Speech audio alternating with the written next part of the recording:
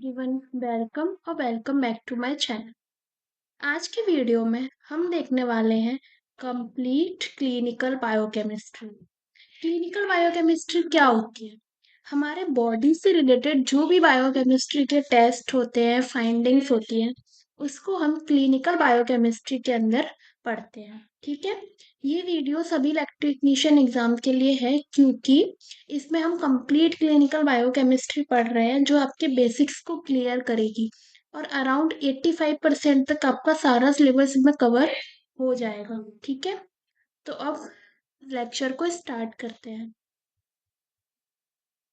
सबसे पहले हम बेसिक्स देखेंगे। Instrument used in biochemistry. तो फोटोमेट्री फोटोमेट्री क्या है? सबसे मोस्ट कॉमन एनालिटिकल टेक्निक है जो क्लिनिकल बायोकेमिस्ट्री में यूज की जाती है। इसमें क्या होता है, सैंपल लेते हैं, उसमें से अब कितना सब्सटेंस उस सैंपल के अंदर है, कितना अमाउंट उस सैंपल के अंदर है, इसको पता करने के लिए हम ऐसे इंस्ट्रूमेंट यूज करते हैं जो फोटोमेट्री के ऊपर बेस्ड। जो इनका प्रिंसिपल होता है ना, वो मेनली रेडिएंट एनर्जी और लाइट के ऊपर बेस्ड होता है।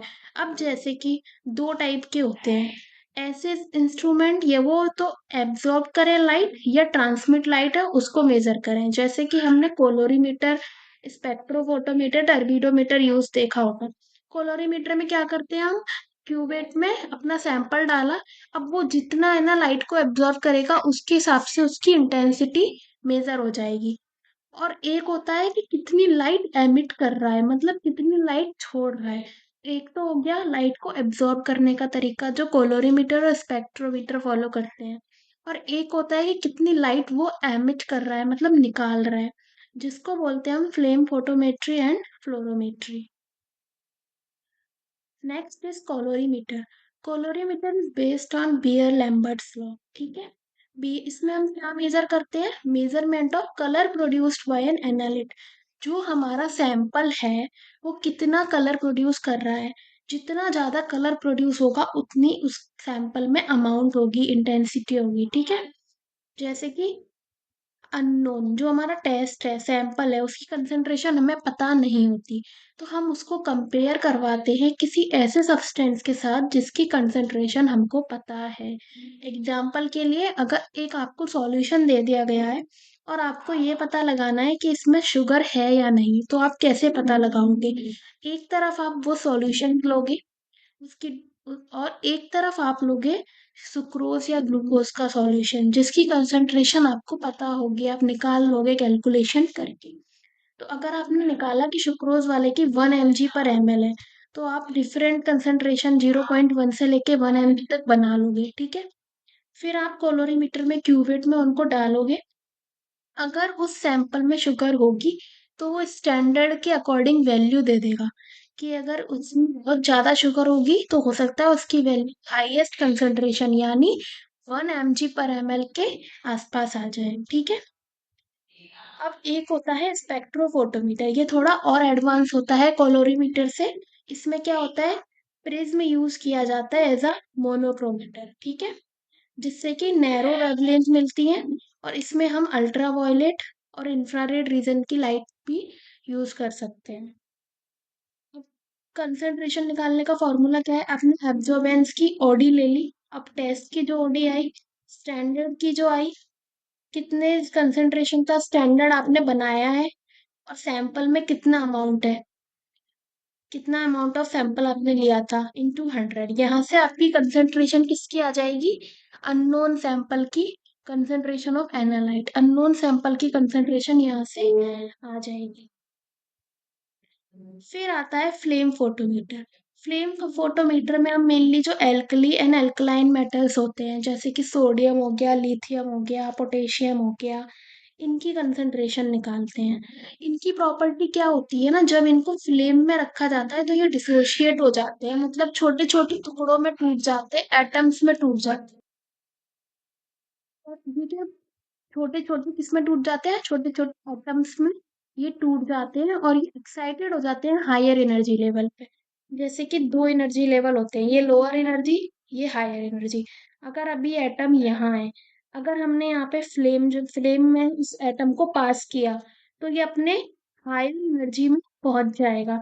और ये बात मैं आपको केमिस्ट्री की बता रही हूँ कि हायर एनर्जी में पहुंच के जो ये एटम्स होते हैं ना, ये अनस्टेबल होते हैं। हायर एनर्जी में कोई भी स्टेबल नहीं होता, तो इसलिए इनको वापस से इनकी ग्राउंड स्टेट में आना पड़ता है। ग्राउंड स्टेट कौन सी है? ये नीचे वाली। तो जब ये ग्राउंड स्टेट में वापस आते हैं, वापस आ रहे हैं ये ग्राउंड स्टेट में, तो यहाँ से ये कुछ एनर्जी छोड़ते हुए आते हैं, कुछ एनर्जी एमिट करते हुए आते हैं। तो जितनी एनर्जी ये एमिट करते हुए आएंगे, उसी से हमें पता लगेगा कि इनके अंदर कौन सा एलिमेंट प्रेजेंट है, क्योंकि हर एलिमेंट की स्पेसिफिक एमिटेड एनर्जी हमारे पास लिखी हुई होती है। जैसे कि सोडियम 589 नैनोमीटर और येलो कलर देगा, पोटेशियम 766 नैनोमीटर वॉयलेट कलर। जितनी ज्यादा लाइट एमिटेड होगी, उतनी ज्यादा उस सैंपल में उस एलिमेंट की कंसेंट्रेशन होगी। नेक्स्ट हमें सेंट्रीफ्यूज। सेंट्रीफ्यूज के बारे में सबको ही पता होगा, इसलिए मैंने ज्यादा डिटेल नहीं लिया। इसमें क्या होता है सेंट्रीफ्यूज? अगर हमारे कोई लिक्विड सैंपल में सॉलिड चीज पड़ी हुई है, जैसे कि एक लिक्विड सैंपल है जिसके अंदर पत्थर पड़े हुए हैं, ये एक एग्जांपल है बस, तो हमें उसमें सेपरेट करना है। जैसे कि, ठीक है, तो हम क्या करते हैं? सेंट्रीफ्यूज करते हैं। जैसे हम ब्लड और प्लाज्मा को सेपरेट करने के लिए सेंट्रीफ्यूज करते हैं, सीरम और प्लाज्मा के लिए। जो रेड ब्लड सेल्स, ये सेंट्रीफ्यूज की ट्यूब ऐसी होती है जिसमें क्या होता है, प्लाज्मा सीरम ऊपर हो जाते हैं और ये रेड ब्लड सेल जो है वो नीचे आ जाती है। ठीक है, ये सेंट्रीफ्यूज होता है। जो किस पे काम वर्क करता है? सेंट्रीफ्यूगल फोर्स पे वर्क करता है ये। ठीक है,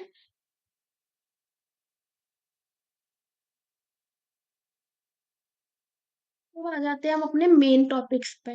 पहला है blood glucose estimation.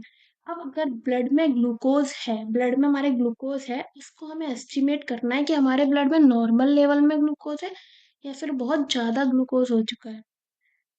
Normal healthy individual में 80 टू 120 mg% क्या होता है? ग्लूकोज होता है। नॉर्मल अगर हमें, तो हमें 80 से 120 के बीच में ग्लूकोज का लेवल आएगा।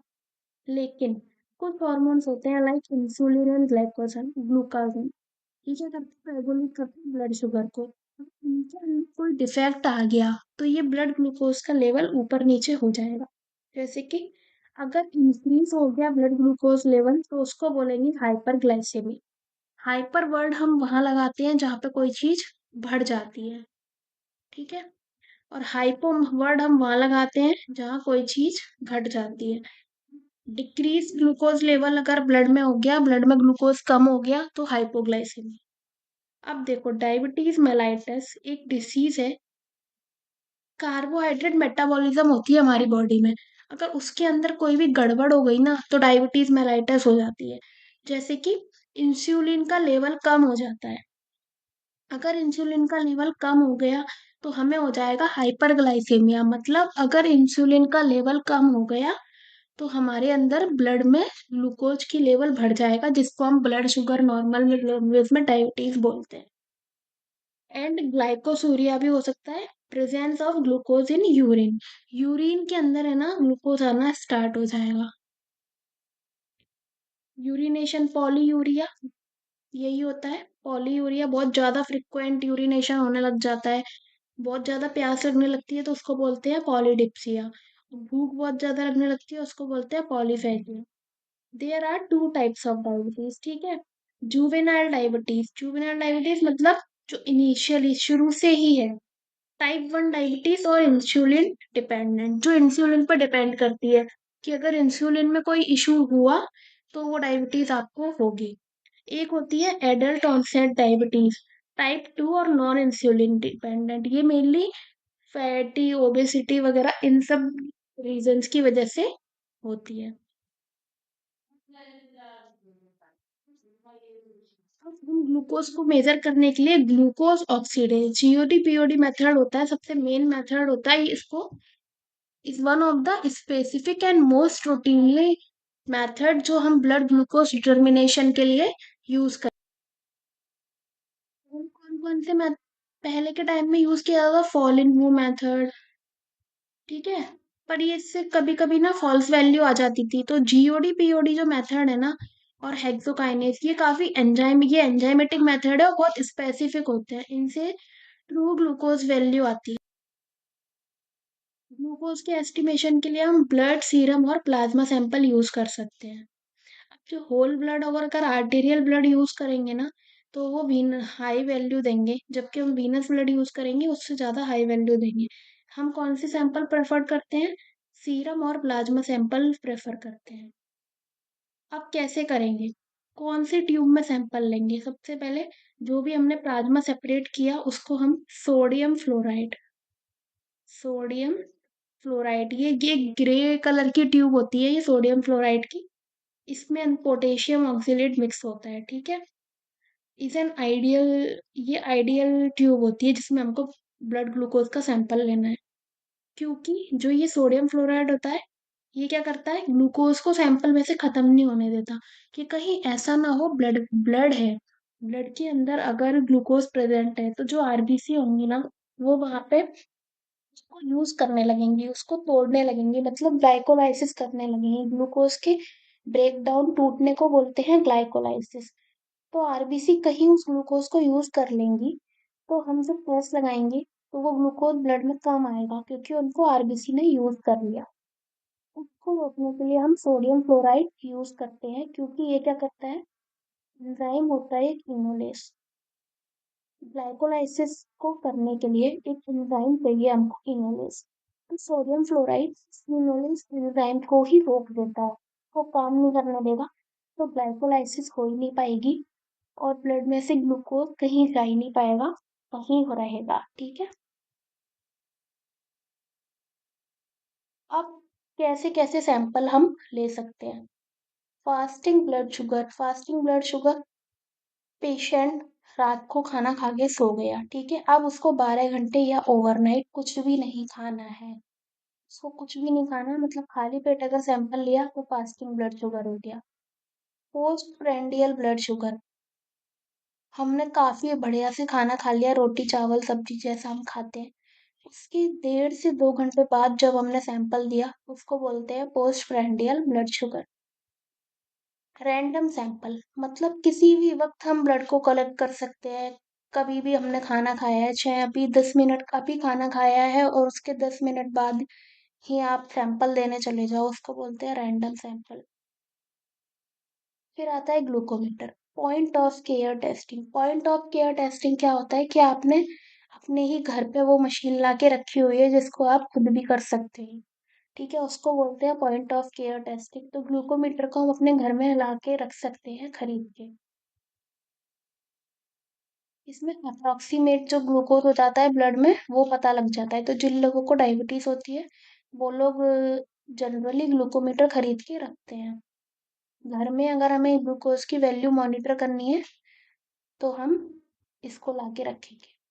इसमें क्या करते हैं, इसके फिंगर को क्लिक करके वहां से ब्लड लेंगे, पहली ड्रॉप को डिस्कार्ड कर देते हैं और उसको डिस्पोजेबल टेस्ट स्ट्रिप आती है उस पर रखेंगे और फिर मीटर रीड कर लेगा, ठीक है। वहां से हमको mg/dl में वैल्यू मिल जाएगी। किस पे बेस्ड होते हैं ये? इलेक्ट्रोकेमिकल टेक्नोलॉजी या फिर कलर रिफ्लेक्टेंस के प्रिंसिपल पे बेस्ड होते हैं, आपको सिर्फ इतना ही पता रखना है। फिर आता है ग्लूकोज टॉलरेंस। ग्लूकोज टॉलरेंस होता है capacity of body to tolerate extra load of glucose. मतलब हमारी बॉडी में जितना ग्लूकोज है, अगर हम उसके ऊपर और ग्लूकोज ले लें, एक्स्ट्रा लोड ले लें, तो हमारी बॉडी उसको टॉलरेट इतना कर पाएगी। जैसे कि नॉर्मल, अगर हमने फास्टिंग की हुई है, खाना नहीं खाया हुआ है, तो नॉर्मली जो ब्लड ग्लूकोज आएगा वो 70 to 110 आता है फास्टिंग के वक्त, ठीक है। और फिर अगर हम खाना खा लेते हैं, अपना ग्लूकोज ले लेते हैं या फिर खाना खा लेते हैं, तो वो वापस 80 to 120 हो जाएगा, विद इन 2 घंटे नॉर्मल हो जाएगा, ठीक है। तो जो ये ओरल जीटीटी होता है, ओरल ग्लूकोज टॉलरेंस टेस्ट, ये pre diabetes and diabetic condition को चेक करने के लिए होता है, ठीक है। इसमें क्या करेंगे, सबसे पहले तो एक फास्टिंग का ब्लड सैंपल ले लेंगे जब पेशेंट ने नहीं खाया है। उस सैंपल को ले लिया, उसके बाद हम उसको क्या देंगे, ग्लूकोज का सॉल्यूशन देंगे।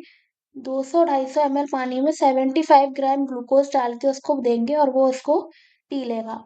ब्लड यूरिन के सैंपल कलेक्ट करेंगे at half an hour interval, 2.5 घंटे मतलब जैसे अभी कितना बज रहा है, अभी 1 बज रहा है, उसने फास्टिंग का सैंपल ले लिया, ठीक है, थोड़ी देर बाद वो खाना खा ये पी लेगा, ये वाला ड्रिंक।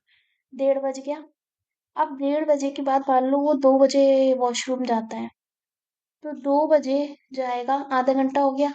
फिर 2 बजे सैंपल लेने के बाद फिर 2:30 बजे सैंपल लेंगे, फिर 3 बजे लेंगे, फिर 3:30 बजे लेंगे और फिर 4 बजे लेंगे, 2.5 घंटे हो गए। इस तरह से आधे आधे घंटे पर हमको सैंपल लेना है, 2.5 घंटे तक। फिर जो रिजल्ट आता है ना, उस एक्स और वाई एक्सिस पे प्लॉट करके हम देखते हैं कि इसका लेवल क्या आ रहा है, नॉर्मल आ रहा है, क्या आ रहा है। ये इसमें अभी इंक्लूड नहीं किया, मैं आपको सेपरेट वीडियो में बता दूंगी graph. In normal glucose, normal अगर किसी का ग्लूकोज है तो फास्टिंग वैल्यू वगैरह सब नॉर्मल ही रहेगी। और 1 घंटे बाद पीक आएगा। क्यों क्यों आएगा पीक? क्योंकि उसने खाना खाया है तो थोड़ा तो ब्लड में शुगर बढ़ेगा ना, बट वो थोड़ी देर बाद नॉर्मल हो जाएगा। और उसके यूरिन में लेकिन कोई ग्लूकोज नहीं आएगा क्योंकि उसको शुगर नहीं है। और अगर किसी को डायबिटीज है तो वो ज्यादा ग्लूकोज टॉलरेट नहीं कर पाएगा, तो उसकी जो फास्टिंग शुगर है वो भी नॉर्मल ऊपर आएगी नॉर्मल से। और पीक वैल्यू है ना, वो रीनल थ्रेशोल्ड लेवल। जैसे कि मैं आपको आइडिया देती हूँ, एक ऐसा ग्राफ बनता है जिसमें यहाँ पे होती है थ्रेशोल्ड वैल्यू। थ्रेशोल्ड क्या होता है कि इससे ज्यादा नहीं झेल सकता भाई, इससे ज्यादा ऊपर ही है, एक्सेस हो जाता है जब। थ्रेशोल्ड वैल्यू होती है यहाँ 180, ठीक है। अब अगर उसकी पीक पीक जो आ रही है वो इससे ऊपर आ रही है, मतलब कहाँ आ रही है, या 200 के आसपास आ रही है, 250 के आसपास आ रही है, तो मतलब आपको डायबिटीज है, समझे। एंड शुगर में भी प्रेजेंट इन यूरिन सैंपल, और जो यूरिन के सैंपल लिए जाएंगे ना उसमें भी शुगर आ सकती है। उससे पता चल जाएगा कि आपको डायबिटीज है। फिर आता है ग्लूकोन चैलेंज टेस्ट, जीसीटी। इसको टेस्ट करते हैं कि immediate increase in blood sugar value. इसमें क्या करते हैं, 50 ग्राम ग्लूकोज देते हैं 200 से 250 ml पानी में, और 1 घंटे बाद हम ब्लड सैंपल कलेक्ट करते हैं। नॉर्मल जो इंसान होगा ना वो 1 घंटे बाद ग्लूकोज वगैरह, मतलब ये 1 घंटे में उसका ये ग्लूकोज जो है ना वो नॉर्मल वैल्यू में आ जाएगा। लेकिन जो डायबिटिक होगा ना उसका ये ग्लूकोज लेवल बहुत ज्यादा बढ़ जाएगा, इसकी वजह से उससे हमें पता चल जाएगा। और ये मेनली प्रेगनेंसी के वक्त किया जाता है, कि गेस्टेशनल डायबिटीज तो नहीं है, प्रेगनेंसी के वक्त डायबिटीज, ठीक है। फिर आता है, ये काफी इंपॉर्टेंट होता है, glycated haemoglobin. This is important. Haemoglobin inside erythrocyte, क्या होता है ना, आरबीसी के अंदर हीमोग्लोबिन होता है, ठीक है। ये एक नॉन एंजाइमेटिक रिएक्शन करता है ग्लूकोज के साथ। अगर ये हमारी आरबीसी है तो इसके अंदर हीमोग्लोबिन होगा, ये रिएक्शन करेगा ग्लूकोज के साथ, नॉन एंजाइमेटिक केमिकल रिएक्शन, ठीक है। वहां से हम पता लगाते हैं ग्लाइसेटेड हीमोग्लोबिन। इसको सबसे ऐसा मेजर माना गया है कि डायबिटीज में कितना कंट्रोल चल रहा है, कितना नहीं चल रहा। इसमें क्योंकि इसमें हम लास्ट 3 मंथ का ग्लूकोज लेवल पता कर सकते हैं, blood sugar control over last 3 month, कि इसको 3 महीने में कुछ इम्प्रूवमेंट है या नहीं, इसका 3 महीने में कितना डायबिटिक है ये। नॉर्मल वैल्यू कितनी होती है, 4% से 5.6% तक आएगी। बट अगर 5.7% से 6.4% तक आई तो मतलब आपको रिस्क है, आपका रिस्क बढ़ चुका है डायबिटीज होने का। और अगर आपकी 6.5% से ऊपर आई तो मतलब आपको डायबिटीज हो ही चुकी है, और काफी अच्छे से हो चुकी है। तो ये 3 महीने की पूरी हिस्ट्री निकाल के दे देता है, तो कितना, मतलब आप लोग सोचो, किसी टेस्ट से हम किसी का 3 महीना तक पता कर सकते। फिर आता है जो हमने आगे पढ़ा था कि सबसे बेस्ट मेथड होता है GOD POD method, blood sugar estimate करने के लिए। इसका एक बार प्रिंसिपल हम देख लेते हैं। ग्लूकोज क्या करता है, ग्लूकोज ऑक्सीडेज जो होता है वो क्या करवाता है, oxidation of glucose to gluconic acid. ये ग्लूकोज है, इसको ग्लूकोनिक एसिड, ग्लूकोनिक ग्लूकोनिक मैंने ऐसे लिख दिया है, ग्लूकोनिक एसिड में कौन कन्वर्ट करवाता है, ग्लूकोज ऑक्सीडेज, GOX। ओ ग्लूकोज ऑक्सीडेज, ठीक है। प्लस यहाँ पे एक और चीज बनती है, क्या बनती है? H2 H2O2 बनता है, ठीक है। Plus H2O2। अब ये जो H2O2 है ना, फिर बाद में इसको हम रिएक्ट करवाते हैं किसके साथ? पर ऑक्सीडेज के साथ। पर ऑक्सीडेज क्या करवाता है? इस H2O2 को तो पानी और ऑक्सीजन में कन्वर्ट करवाएगा। अब तो पानी और ऑक्सीजन में कन्वर्ट करवाया, तो यहाँ से जो ऑक्सीजन आई ना, ये ऑक्सीजन को हम रिएक्ट करवाते हैं 4 अमीनो एंटीपायरिन से एंड अल्कोहल से। तो ये क्या देता है? रेड कलर देता है। रेड कलर जितना ज्यादा होगा, उतना ज्यादा हमारे सैंपल में, ब्लड सैंपल में अमाउंट ऑफ ग्लूकोज होगा। इसको हम कलोरीमीटर से मेजर करेंगे। बहुत सिंपल है, जीओडी पीओडी। जीओडी पहले आ रहा है तो मतलब पहले जीओडी एंजाइम यूज करना है, बाद में peroxidase एंजाइम यूज करना है। ग्लूकोज को ग्लूकोनिक एसिड प्लस H2O2 में कन्वर्ट करवाएगा जीओडी। जीओडी, ठीक है। उसके बाद H2O2 को तोड़ेगा पर ऑक्सीडेज H2O और O2 में। फिर O2 को हम रिएक्ट करवाएंगे 4 अमीनो एंटीपायरेनिन प्लस अल्कोहल से। वो क्या दे देगा? रेड कलर दे देगा। जितना ज्यादा रेड कलर, उतना ज्यादा आपके सैंपल में ग्लूकोज, ठीक है।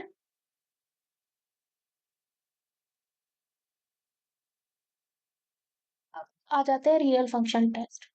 तो देखो, यहाँ तक हमारे जो ब्लड शुगर टेस्ट होते हैं वो खत्म हो चुके हैं। इतना ही बेसिक, इतना ही इम्पोर्टेंट होता है ब्लड शुगर के बारे में आप। और अगर आपको और डिटेल पढ़ना है तो आप लोग पढ़ सकते हो, बट अगर आपका बेसिक्स क्लियर करनी है तो इतना काफी है।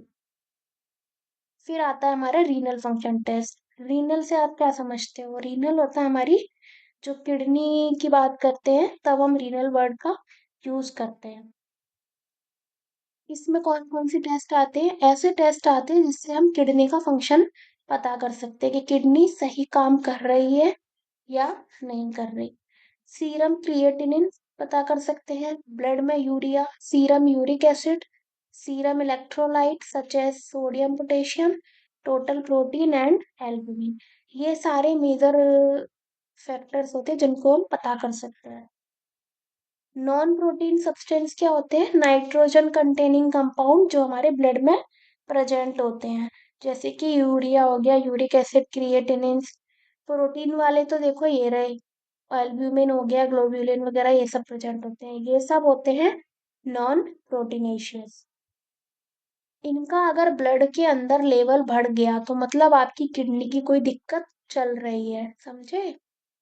अब देखो यूरिया के बारे में, ये इंपॉर्टेंट पॉइंट है इसलिए मैंने यहाँ लिख दिया। Urea is the end product of protein metabolism. Protein की पूरी मेटाबॉलिज्म होती है, जिसको हम अगर थ्योरी पढ़ेंगे तो हम डिटेल में पढ़ेंगे। प्रोटीन की पूरी मेटाबॉलिज्म के बाद जो एंड प्रोडक्ट बनता है वो क्या होता है? यूरिया, ठीक है।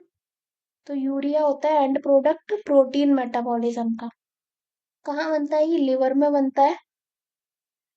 अब देखो, अमीनो एसिड की कैटाबॉलिज्म से अमीनो एसिड की कैटाबॉलिज्म से अमोनिया बनेगा, और इसकी हेल्प से यूरिया बनेगा, ठीक है।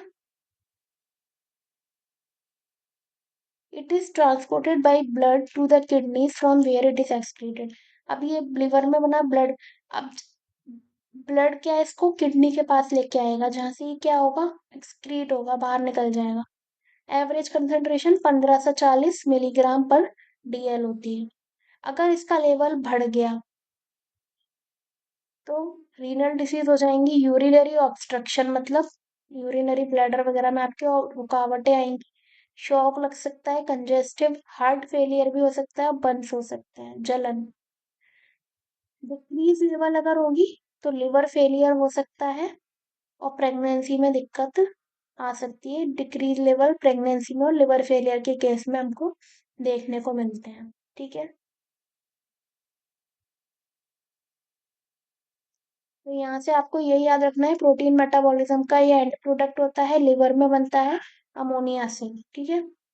ब्लड, ये ब्लड इट इज, ये कैसे ट्रांसपोर्ट होता है? ब्लड इसको किडनी के पास लेके जाता है, जहाँ से ये ट्रांसपोर्ट होता है, 15 से एक्सक्रीट होता है, 15 से 40 मिलीग्राम पर DL इसकी वैल्यू है। अब यूरिया कैसे हम मेजर करें कि हमारे ब्लड में कितना यूरिया है? इसके लिए एक होता है डाई एसिटाइल मोनोएक्साइम, जिसको हम डैम मेथड बोलते हैं। ये एक एंजाइमेटिक मेथड हो सकता है यूरिएज यूरिएज एंजाइम यूज करके। एक होता है बर्थ लोड मेथड, जिसको हम कॉमनली यूज करते हैं यूरिया की डिटर्मिनेशन के लिए। क्यों कॉमनली यूज करते हैं? क्योंकि जो बर्थ लोड मेथड होता है ना, वो थोड़ा ज्यादा सेंसिटिव होता है डैम मेथड से। डैम मेथड भी अच्छा है, पर ये जो बर्थ लॉट मेथड है, ये मोर सेंसिटिव होता है टैम मेथड के कंपैरिजन में। इसमें क्या होता है? Urease hydrolyse urea to ammonia and CO। अब यूरिया है, यूरिया को कोई तो तोड़ेगा, तो यूरिया को हाइड्रोलाइज करता है यूरिएज एंजाइम, और यूरिया से क्या बनता है? अमोनिया बनता है और CO2 बनती है। अब जो अमोनिया बनाना, वो किसके साथ रिएक्ट करेगा? एक फिनोलिक क्रोमोजन, एक फिनोलिक कंपाउंड जो कि कलर देता है, उसके साथ रिएक्ट करेगा, प्लस हाइपोक्लोराइड के साथ, और क्या बनाएगा? एक ग्रीन कलर का कंपाउंड बनाएगा। तो यूरिया को अमोनिया एंड CO2 में तोड़ा यूरिएज ने, फिर ये अमोनिया एक फिनोलिक क्रोमोजन और एक हाइपोक्लोराइड से रिएक्ट करके ग्रीन कलर का प्रोडक्ट देगा। जितना ज्यादा ग्रीन कलर आएगा, उतना ज्यादा अमाउंट ऑफ यूरिया प्रेजेंट है हमारे सैंपल में। अगर लाइट ग्रीन आया तो मतलब कम यूरिया प्रेजेंट है, डार्क ग्रीन आया है तो मतलब सैंपल में बहुत ज्यादा यूरिया है। ठीक है, इसमें आपको यही वर्ड याद रखने हैं। यूरिया को तोड़ा अमोनिया और CO2 में यूरिएज ने, फिर इस अमोनिया ने रिएक्ट किया फिनोलिक क्रोमोजन, मतलब फिनोलिक कंपाउंड जो कि कलर देता है, प्लस हाइपोक्लोराइड से to form a green colour complex. फिर हम डैम मेथड भी पढ़ लेते हैं, डाई एसिटाइल मोनोएक्साइम मेथड। इसमें क्या होता है? Urea and diacetyl monoxime DAM की रिएक्शन होती है हॉट एसिडिक मीडियम में। ये याद रखना, हॉट एसिडिक मीडियम, ठीक है। हॉट एसिडिक मीडियम में यूरिया एंड डैम की रिएक्शन होती है, और एक पिंक या रेड कलर जैसा कॉम्प्लेक्स बनता है। बर्थ लोट में ग्रीन बन रहा है, यहाँ एक पिंक रेड कलर का कॉम्प्लेक्स मिलता है। जितना ज्यादा डार्क होगा, उतना ज्यादा यूरिया कंसेंट्रेशन प्रेजेंट होगा सैंपल में। तो आई होप ये सबको क्लियर हो गया होगा। चलिए, अब आ जाते हैं हम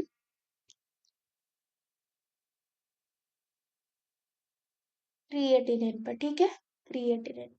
अगर क्रिएटिनिन पता करेंगे तो भी हम ये पता करेंगे रियल फंक्शन में अगर इसकी वैल्यू कम ज्यादा है तो मतलब कोई दिक्कत आ रही है। नॉर्मली क्या होता है? ये ट्रेस अमाउंट में प्रेजेंट होता है। ट्रेस मतलब बहुत ही कम, जैसे कि ये देख लो आप, 0.6 से 1.2 mg/dl है ना, काफी कम है। तो ट्रेस अमाउंट में ही नॉर्मली प्रेजेंट रहते हैं। लेकिन अगर ये बहुत ज्यादा बढ़ गए तो मतलब दिक्कत आ रही है। और क्रिएटिनिन कंसंट्रेशन से रिमार्केबली क्या बताते हैं हम? Glomerular filtration rate. ग्लोमेरुलस क्या होता है? किडनी में आपने देखा होगा, किडनी का ये स्ट्रक्चर बनाते हैं, ये इसकी ट्यूब्यूल, ठीक है। तो किडनी के अंदर यहाँ प्रेजेंट होता है ग्लोमेरुलस। ग्लोमेरुलस क्या करवाता है? फिल्टर करवाता है। तो ग्लोमेरुलर फिल्ट्रेशन रेट को अगर पता करना है, उसके लिए हम क्या मेजर कर सकते हैं? क्रिएटिनिन मेजर कर सकते हैं। कौन से मेथड से करेंगे? सीरम क्रिएटिनिन को कौन से मेथड से पता करते हैं? जेफ्स मेथड से, या फिर इसको एल्कलाइन पिक्रेट मेथड भी बोलते हैं। और एक क्रिएटिनेज मेथड भी होता है, लेकिन मेनली हम जेफ्स मेथड ही पढ़ते हैं, एल्कलाइन पिक्रेट मेथड। ठीक है, जेफ्स मेथड। क्रिएटिनिन किसके साथ रिएक्ट करता है? एल्कलाइन पिक्रेट के साथ, और क्या प्रोड्यूस करता है? रेड कलर का complex. Creatinine simply alkaline picrate के साथ रिएक्ट करेगा और एक रेड कलर का कंपाउंड बनाएगा। जितना ज्यादा रेड कलर है, उतना ज्यादा सैंपल में क्रिएटिनिन प्रेजेंट है। ठीक है, तो देखो, कंफ्यूजन की कोई बात नहीं है। हमने जो जो टेस्ट पढ़े हैं उसमें देखो, GOD POD में कौन सा कलर आया? रेड कलर आया, ठीक है।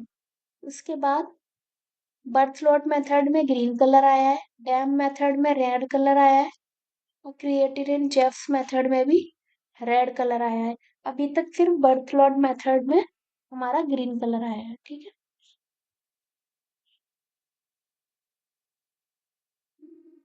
अब आ जाता है हमारा अगला पैरामीटर यूरिक एसिड। ये याद रखना है आपको, and product of purine metabolism. This is important.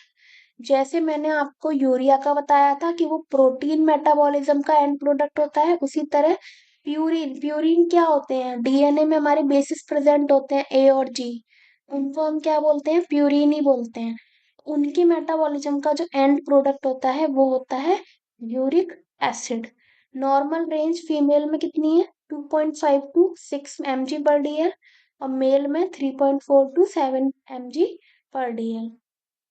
Increase uric acid serum या प्लाज्मा में इंक्रीज हो गया या यूरिन में इंक्रीज हो गया है क्योंकि ओवर प्रोडक्शन हो रहा है, ओवर प्रोडक्शन हो रहा है प्यूरिन का। ठीक है, या फिर या तो ओवर प्रोडक्शन हो रहा है, या फिर ये इनसफिशियंट एक्सक्रीशन, या तो बन नॉर्मल रहा है लेकिन वो एक्सक्रीट नहीं कर पा रहा है, या फिर एक्सक्रीट नॉर्मली कर रहा है लेकिन बॉडी में बहुत ज्यादा बन रहा है। ट्यूमर, ल्यूकेमिया, किडनी से रिलेटेड जो भी डिसीज होती है उसमें हम यूरिक एसिड की कंसंट्रेशन को मेजर करते हैं।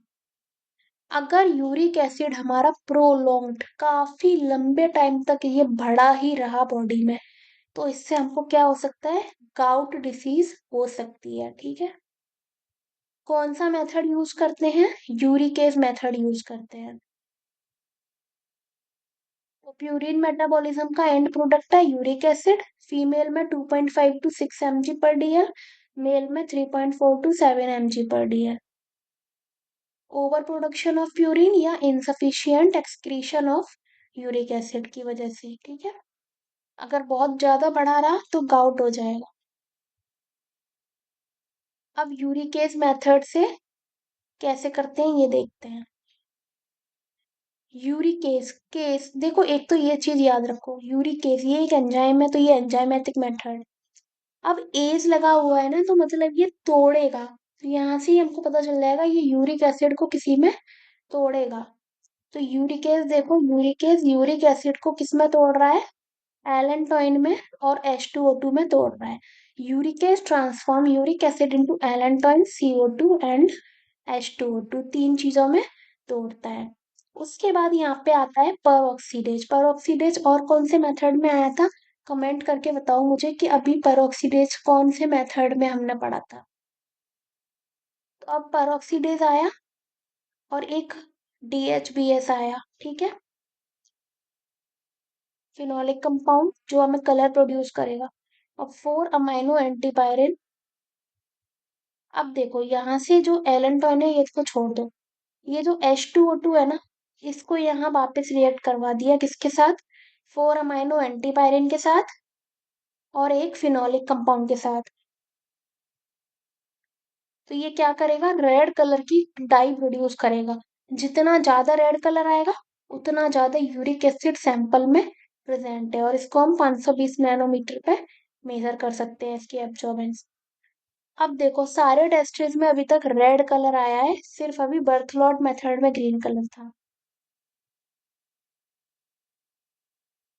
ठीक है, टू रेड कलर आपको इसमें मिल जाएगा। ठीक है, आई होप ये सबको मेथड क्लियर हो गए होंगे, और ये आप 2 बार अपनी नोटबुक में बिना देखे आप अभी अभी याद करो इसको। जितनी भी मैंने मेथड बताए हैं ना अभी तक, उसमें आपको सिंपली बस नाम, मेन मेन नाम, कौन सा एंजाइम यूज हो रहा है, कौन किसको किसमें तोड़ रहा है, ये और कौन सा कलर प्रोड्यूस हो रहा है, ये आप अभी कमेंट सेक्शन में लिख दो तो आपको अभी याद हो जाएंगे। अपनी नोटबुक में लिख सकते हो जैसा आपको सही लगे। चलिए, अब आते हैं क्लियरेंस टेस्ट पे। ये किस लिए होते हैं, to express the rate of excretion of given substance by kidney. हमारी किडनी का क्या काम होता है, हमारी किडनी का काम ही होता है एक्सक्रीशन करना, कि जो भी हमारी बॉडी का वेस्ट है इसको किडनी के पास लाया जाएगा, किडनी उसमें से अच्छी अच्छी चीजें बॉडी फिर से रीअब्जॉर्ब कर लेगी, और बाकी सबको किडनी फेंक देगा थ्रू यूरिन। बट कभी कभी क्या होता है, डिसीज हो जाती है तो अच्छे से किडनी काम नहीं करती, उसके लिए हम क्लियरेंस टेस्ट करते हैं। इसमें हम क्या करते हैं, मेजर ऑफ ग्लोमेरुलर फंक्शन, कि कितना फिल्टर हो रहा है कितना नहीं हो रहा। The volume of blood or plasma which contain the amount of substance which is excreted in urine in 1 minute. इसमें हम क्या करते हैं, 1 मिनट, अब जैसे हमें कुछ भी देखना है, यूरिक एसिड मान लो आप, 1 मिनट के अंदर हम ये देखेंगे कितना वॉल्यूम ऑफ ब्लड और प्लाज्मा जिसके अंदर यूरिक एसिड है, ठीक है, वो कितना एक्सक्रीट हो पाता है 1 मिनट में। 10 ml, 5 ml, 15 ml, 2 ml, 1 ml, 6 ml, 1 minute के अंदर कितना एक्सक्रीट हो पा रहा है ब्लड और प्लाज्मा जिसके अंदर कोई भी सब्सटेंस है, जैसे यूरिक एसिड, यूरिया, कुछ भी है, इसको बोलते हैं क्लियरेंस, ठीक है। यूरिया एंड क्रिएटिनिन क्लियरेंस है। क्लियरेंस के लिए देखो, क्रिएटिनिन तो मैंने आपको पहले ही बताया था कि क्लियरेंस के लिए मेनली क्रिएटिनिन को यूज करते हैं, साथ ही में यूरिया को भी यूज कर लेते हैं। तो हम क्या करते हैं इसमें, 1 मिनट के अंदर देखते हैं यूरिन में वो चीज एक्सक्रीट हो रही है, समझे।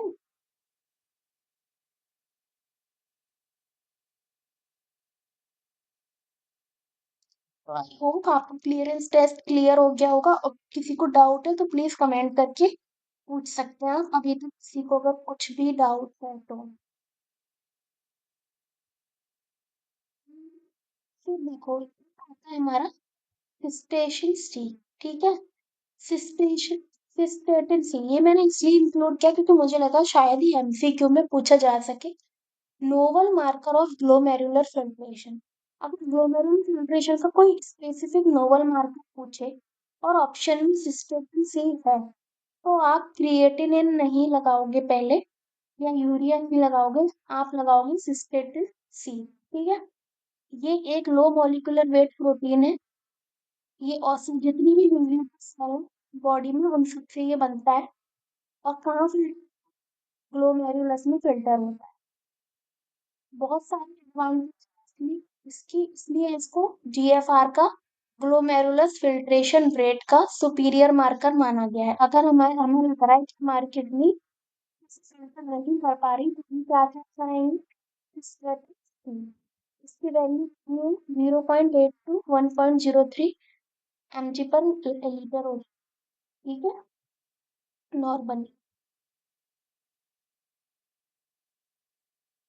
देखो यूरिन में एल्ब्यूमिन कंसंट्रेशन कितनी होती है, 30 to 300 mg पर 24 आवर, इज कॉल्ड माइक्रो एल्ब्यूमिनिया। अगर इतनी कंसंट्रेशन आ रही है 24 घंटे में, उसको बोलेंगे माइक्रो एल्ब्यूमिनुरिया। माइक्रो एल्ब्यूमिन हमारे यूरिन में हमको मिल रहे हैं, उससे हम ये बता सकते हैं, predict कर सकते हैं, हमें लेटर अभी कुछ टाइम बाद हमें किडनी डिसीज हो सकती है। मतलब अगर आपको डायबिटीज है और आपके यूरिन में एल्ब्यूमिन मिल रहे हैं, तो मतलब आपको कुछ टाइम बाद डायबिटीज, किडनी डिसीज भी हो सकती है। इसलिए डायबिटिक पेशेंट जो होते हैं ना, बहुत सेंसिटिव होते हैं, उनको डिसीज होने के चांसेस बहुत ज्यादा होते हैं, इसलिए उनको प्रॉपर केयर के साथ रखा जाता है। इम्यूनोटर्बिडोमेट्रिक मेथड होते हैं जिनको हम फॉलो कर सकते हैं यूरिन में माइक्रो एल्ब्यूमिन पता करने के लिए। एल्ब्यूमिन क्या है, एक प्रोटीन है, ठीक है।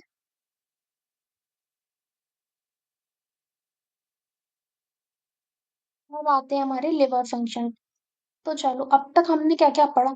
सबसे पहले हमने इंस्ट्रूमेंट पढ़ लिए, है ना। इंस्ट्रूमेंट में हमने फोटोमेट्री देखी, जिसमें अगर लाइट अब्सॉर्ब या ट्रांसमिट हो रही है तो कोलोरीमीटर होगी। पर इधर से आके देख लेते हैं, एक बार रिव्यू लेते हैं पूरी, सो दैट आपको साथ के साथ याद हो जाए।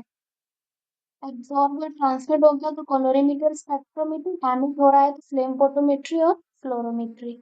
फिर हमने देखा कोलोरीमीटर। कोलोरीमीटर सबको समझ आ गई। देन फ्लेम फोटोमीटर, इसमें हम मेटल्स को पता करते हैं। सेंट्रीफ्यूज, जिसमें हम दो सब्सटेंस को सेपरेट करते हैं। ब्लड ग्लूकोज एस्टिमेशन देखा। टाइप्स ऑफ डायबिटीज देखे। बीओडी पीओडी मेथड सबसे बेस्ट होता है, और कौन सी ट्यूब यूज करते हैं, सोडियम फ्लोराइड वाली ट्यूब, क्योंकि ये ग्लाइकोलाइसिस नहीं होने देती। ये 3 टाइप के सैंपल हम ले सकते हैं। ग्लूकोमीटर क्या होता है, पॉइंट ऑफ केयर, घर पर टेस्ट करना हो तो।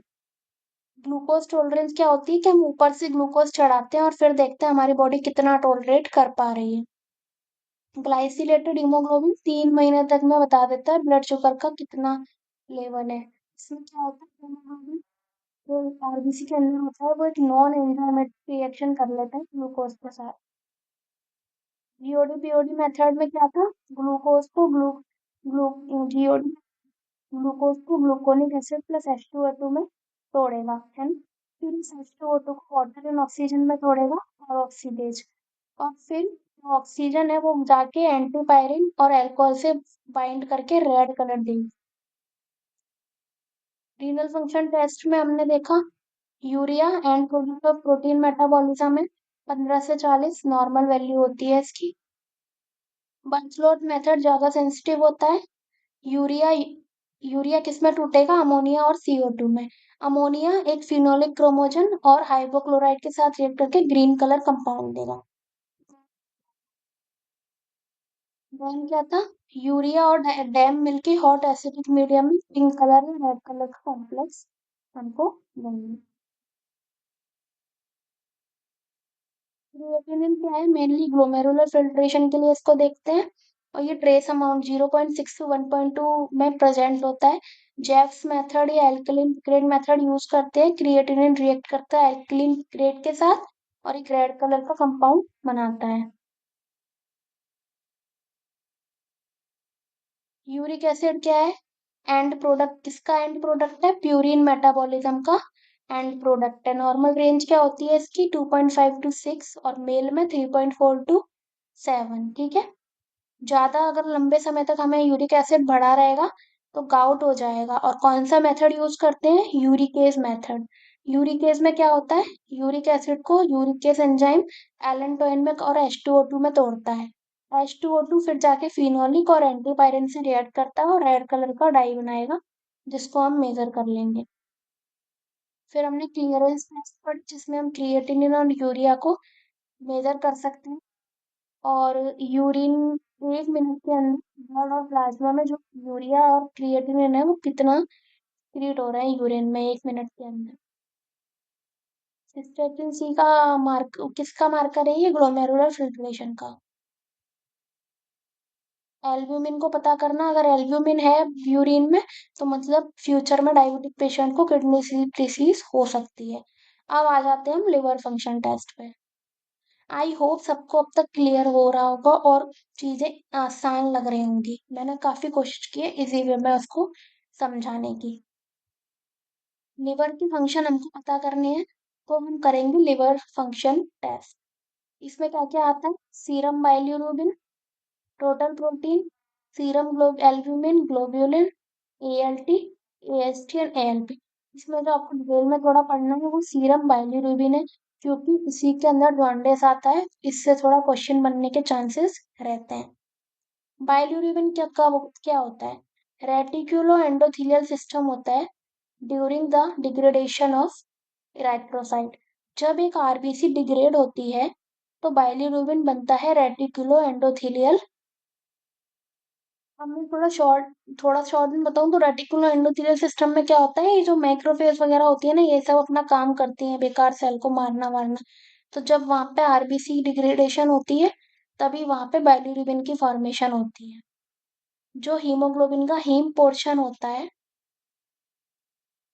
और जो अदर प्रोटीन्स होती हैं वो रिमूव हो जाती हैं और फिर बनता है हमारा बाइल्यूरोबिन। तो बाइल्यूरोबिन हमारा हीमोग्लोबिन से ही बनता है और transported as a complex with serum albumin to the liver. Liver तक इसको कैसे लाया जाता है, सीरम एल्ब्यूमिन जो प्रोटीन होती है वो कैरी करके लाती है बाइल्यूरोबिन को लिवर तक। ये थोड़ा इंपॉर्टेंट पॉइंट है, याद रखना कि बाइल्यूरोबिन को लिवर में कौन लाता है, सीरम एल्ब्यूमिन प्रोटीन, ठीक है। इसके बाद लिवर के अंदर क्या होता है, बाइल्यूरोबिन कॉन्जुगेट करता है ग्लूकोरोनिक एसिड के साथ फॉर सॉल्युबलाइजेशन। अब देखो ये इनसॉल्युबल है, ठीक है, तो ये कॉन्जुगेट किसके साथ करेगा, ग्लूकोरोनिक एसिड के साथ, कि मुझे भी सॉल्युबल होना है, मुझे भी प्रॉपर्टी चाहिए। अगर ये ग्लूकोरोनिक एसिड के साथ कॉन्जुगेट कर गया तो ये बनाएगा कॉन्जुगेटेड और डायरेक्ट बाइल्यूरोबिन, ठीक है। इसमें क्या होगा, अब ये सॉल्युबल हो चुका है, इसको किसी की जरूरत नहीं है। इसको एल्ब्यूमिन के साथ क्यों आना पड़ा, क्योंकि ये इनसॉल्युबल था। अब इसने क्या किया, लिवर में आके ग्लूकोरोनिक से दोस्ती कर ली, तो ये इसको सॉल्युबलाइजेशन मिल गया, इसको हमने बोल दिया कॉन्जुगेटेड और डायरेक्ट बाइल्यूरिन। अब ये बाइल डक्ट से अपने आप जा सकता है डाइजेस्टिव ट्रैक्ट तक, इसको किसी की जरूरत नहीं है। वहां पर क्या होगा, वहां पे ये ग्रुप ऑफ बैक्टीरिया इसको मेटाबोलाइज करेंगे, जिनको बोलते हैं स्टेरको बिलिनोजन। ठीक है। टोटल बाइल्यूरिन क्या होता है, कंजुगेटेड एंड अनकंजुगेटेड। कॉन्जुगेटेड तो वो हो गया जो ग्लूकोरोनिक एसिड के साथ मिल रहा है, जो नहीं मिल रहा वो हो गया अनकॉन्जुगेटेड, और दोनों को मिला के क्या करेंगे, total बाइल्यूरिन।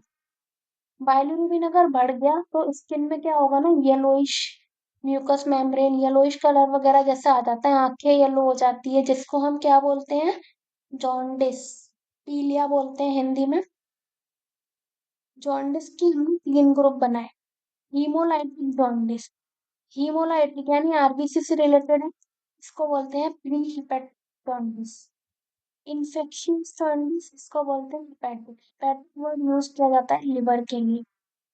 Obstructive jaundice, post hepatic jaundice, इसको आपको याद कैसे रखना है वो मैं आपको ट्रिक बताऊं। प्री हिपेटिक, लिवर से ऊपर, लिवर से पहले की बात करें, लिवर से पहले की बात करें तो बाइल्यूरिन जैसे ब्लड में से आ रहा है, तो लिवर से पहले की बात करें, पहले ब्लड की बात चल रही है तो उसको प्री हिपेटिक बोल दिया।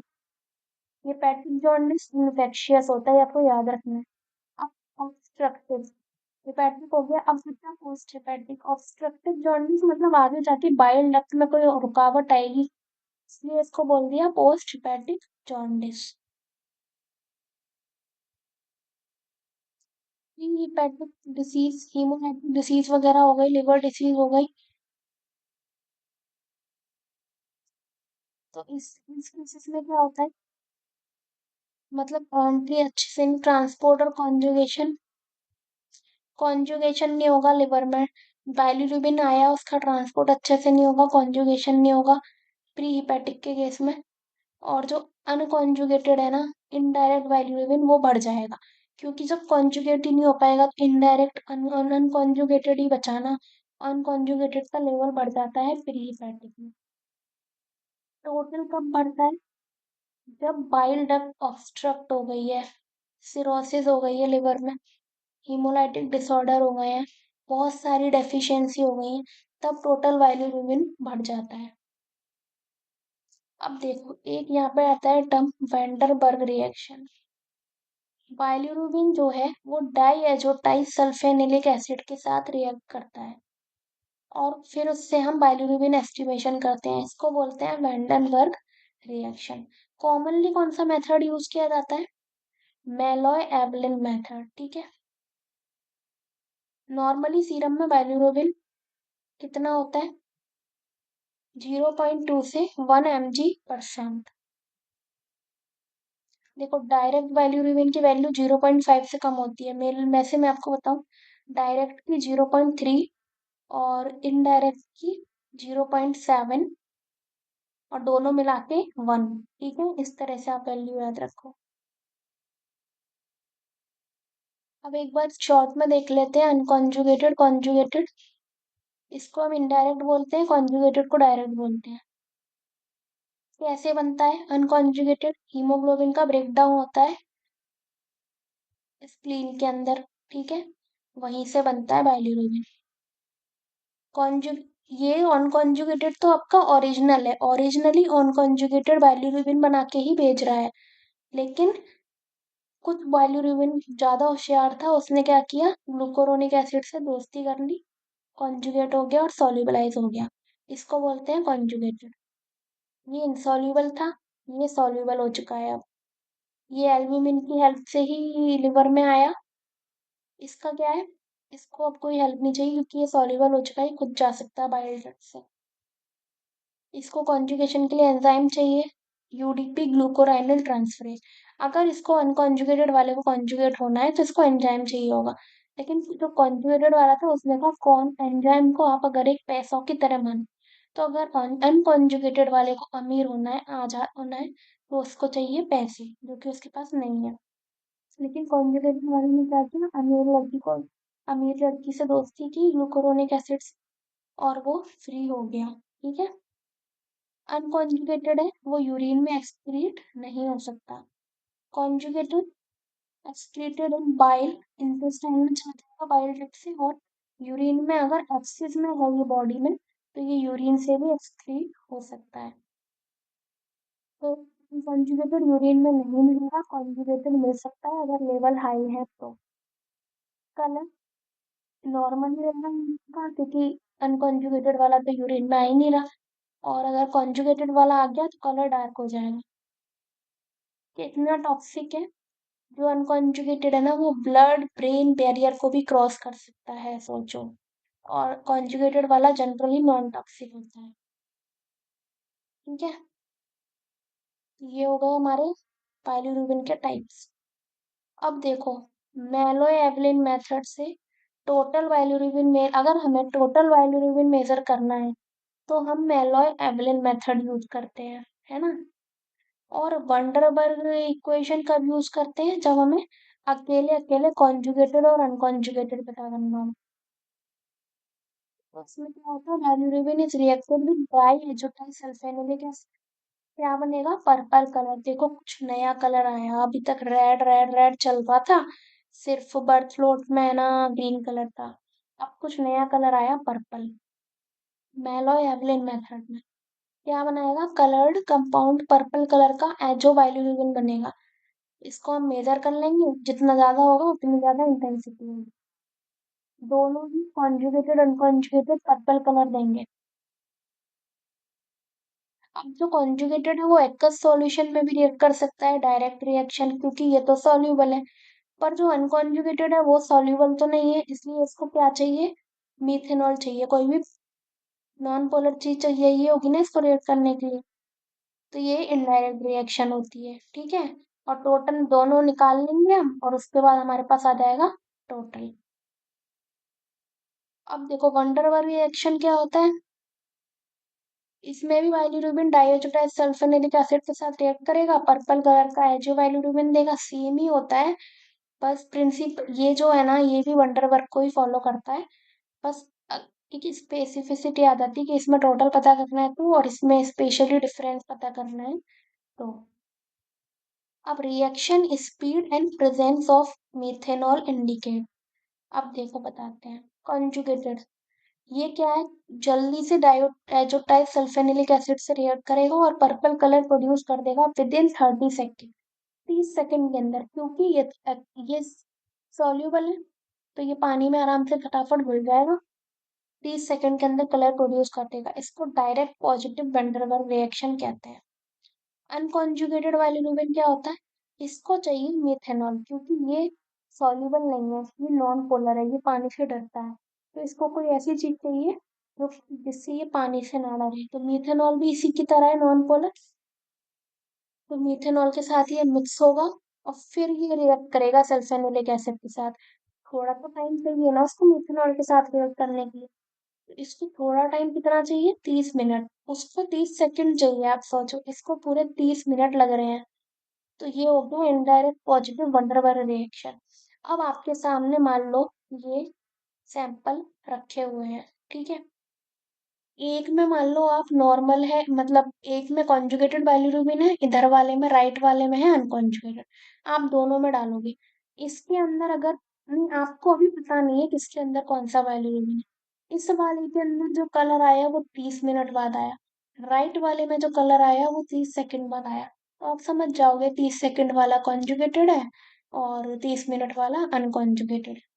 और अगर ऐसा हो गया, बाईफेजिक रिएक्शन भी हो सकती है, कि अगर दोनों ही प्रेजेंट हुए तो क्या होगा, पहले तो पर्पल कलर जो है इमीडिएटली प्रोड्यूस होगा, बट हम उसमें बाद में जब अगर मीथेनॉल डाल के देखेंगे तो वो कलर ना और डार्क होता जाएगा।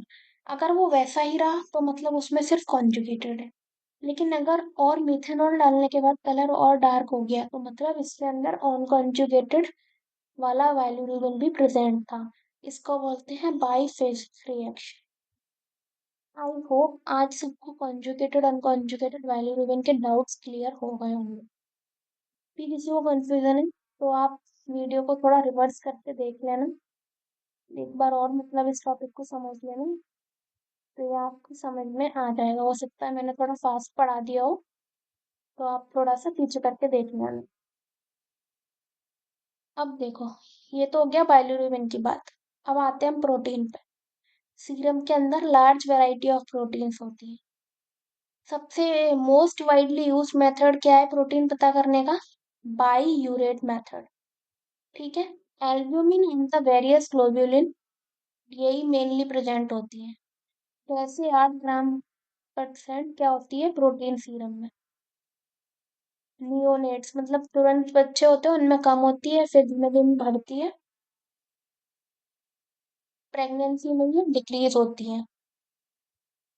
डिहाइड्रेशन के केस में ये प्रोटीन इंक्रीज हो जाएगी। मल्टीपल माइलोमा हो गया, क्रोनिक लिवर डिसीज हो गई, तो ये इंक्रीज होंगी। और डिक्रीज कब होंगी? नेफ्रोटिक किडनी की कोई डिसीज हो गई, माल न्यूट्रिशन हो गया, बर्न्स, हेमरेज, इन सब केसेस में ये डिक्रीज होंगी। एल्ब्यूमिन क्या होती है? टोटल 50, जितनी प्रोटीन होती है ना उसका 50% होती है एल्ब्यूमिन। तो एल्ब्यूमिन हो गई, टोटल 6 थी तो एल्ब्यूमिन हो गई 3.5 से 4.9 तक। ठीक है, बाकी की बची इसमें से माइनस कर लेना 6 में से, वो हो गई हमारी ग्लोब्यूलिन। ये देखो अप्रोक्स वैल्यू है, ऐसा नहीं है आप एकदम माइनस करो तो सेम वैल्यू है। ये थोड़ी सी अप्रोक्स वैल्यू दी हुई है। एल्ब्यूमिन कैसे करते हैं? डाई मेथड से करते हैं। एल्ब्यूमिन क्या करता है ना, ब्रोमोक्रिसोल ग्रीन के साथ रिएक्ट करता है pH 4.2। मतलब 4.2 pH पे एल्ब्यूमिन रिएक्ट करेगा ब्रोमोक्रिसोल ग्रीन के साथ, BCG के साथ, और एक ग्रीन कलर का कंपाउंड बनाएगा, जिसकी इंटेंसिटी हम पता कर लेंगे कोलोरीमीटर में। ठीक है। ग्लोब्यूलिन, एल्ब्यूमिन को आप माइनस करो तो में से ग्लोब्यूलिन आ जाएगा। फिर हम निकालते हैं जी रेशियो, जो कि नॉर्मल टू रेशियो 1 होता है। अगर कोई गड़बड़ होगी तो ये रेशियो ये भी हिल जाएगा, जैसे कि लिवर डिसीज वगैरह में डिक्रीज हो जाएगा, है ना।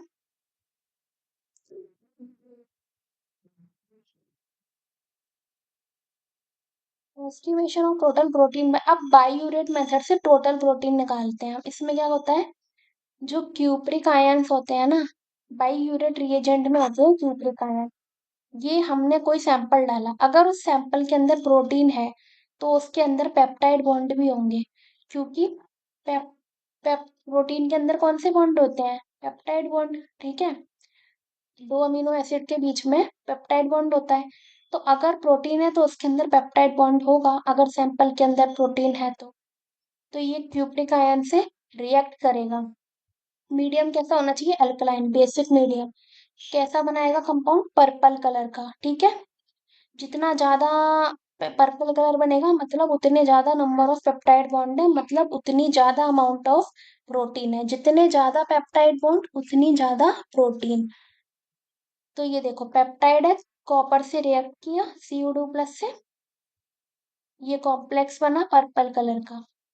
ये हमारा सैंपल था। इसमें जब हमने बाईयूरेट रिएजेंट डाला तो देखो पर्पल कलर आ गया, तो मतलब पॉजिटिव रिजल्ट। इसमें कोई कलर नहीं आया तो मतलब नेगेटिव रिजल्ट। ठीक है, बहुत ही आसान है ये टेस्ट तो। आई होप सबको समझ आ रहा होगा। अगर कुछ नहीं आ रहा तो प्लीज आप लोग कमेंट सेक्शन में जरूर मेंशन कर देना, मैं वापस रिपीट कर दूंगी अगले वीडियो में। अब हम बात करते हैं लिवर की। ठीक है, लिवर की एंजाइम्स की। लिवर में बहुत सारे एंजाइम्स होते हैं, जैसे कि ट्रांसअमीनेज, फॉस्फेटेज। अब अगर किसी को लिवर की डिसीज हो गई तो वहां पे लिवर सेल क्या होती है? टूटती हैं, जिसकी वजह से ये एंजाइम रिलीज होने लग जाते हैं और ब्लड में इंक्रीज होने लग जाते हैं। देखो, अगर किसी को लिवर में डिसीज है तो वहां की सेल जिंदा नहीं रह पाएंगी, वहां की सेल टूटेंगी। सेल के अंदर एंजाइम होते हैं, तो एंजाइम भी निकलेंगे, तो वो एंजाइम निकल के कहाँ जाएंगे? ब्लड के अंदर जाएंगे। ठीक है, अब ब्लड में कौन कौन से एंजाइम जाएंगे हम ये देखते हैं। AST, एस्पार्टेट ट्रांस एमिनेज, इनकी फुल फॉर्म प्लीज याद कर लेना, इनकी फुल फॉर्म इंपॉर्टेंट है। एस्पार्टेट ट्रांस एमिनेज, इसका दूसरा नाम होता है SGOT। ठीक है, अब ये देखो याद कैसे करोगे। AST का दूसरा नाम है SGOT, और ये होता है एक ALT, इसका नाम होता है SGPT। OT और PT का फर्क है ना। तो देखो एल के पास पी होता है ना, एल पी, तो ये आप एल पी से याद रख लो, एल पी, एल टी का एस जी पी टी है, एक याद रख लो, दूसरा अपने आप याद आएगा। इसकी फुल फॉर्म होती है serum glutamic oxalo acetic transaminase. एक होता है एलेनिन ट्रांसएमिनेज, ये देखो अमीनो एसिड के नाम ही एस्पार्टेट और alanine. Serum glutamic pyruvic transaminase, ये फुल फॉर्म याद कर लेना।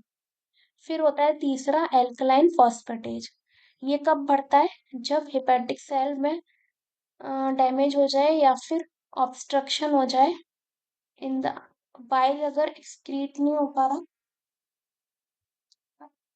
बाइल अगर एक्सक्रीट नहीं हो पा रहा, तो एल्कलाइन फॉस्फेटेज इंक्रीज हो जाएगा। जो ALT वैल्यू है is higher than AST in liver diseases,